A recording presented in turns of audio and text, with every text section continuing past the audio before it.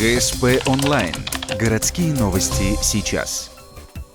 В 15:40 в жилом доме по улице Севастопольская произошел взрыв бытового газа. Квартира угловая, окна выходят во двор, располагается на 5-м этаже. По неподтвержденным данным, на момент возгорания в квартире находилось 4 человека, 3 мужчин и 1 женщина. По словам очевидцев, сила от волнового удара ощутилась даже на 1-м этаже. Люди выскочили в домашней одежде и тапочках. В этот момент из горящей квартиры в оконном проеме показались кричащие люди. После они выпрыгнули. Еще соседка вызывала, сказали, что там там, говорит, пахнет газом. Они говорят, с бензином пахнет, и уехали. И ничего не сделали.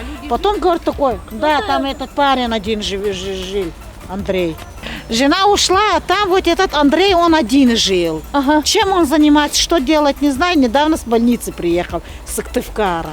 Позже загорелись квартиры, располагающиеся рядом. Выгорело практически все до основания в 3 квартирах. От волнового удара при взрыве выбило стекла в квартире дома напротив, который располагается на 2-м этаже. На месте происшествия работают 4 пожарные машины, экстренные службы, скорая. Всех жителей дома на Севастопольской эвакуировали. Информации о пострадавших пока нет. Причины взрыва выясняются. В РИО главы Коми поручил мэру города принять необходимые меры, чтобы люди не остались зимой на улице, отработать варианты медицинской, материальной, психологической помощи. Пожарная служба просит всех очевидцев произошедшего, всех, кто что-то знает, видел или записал на видео, обратиться в пожарную охрану на Первомайскую, 20.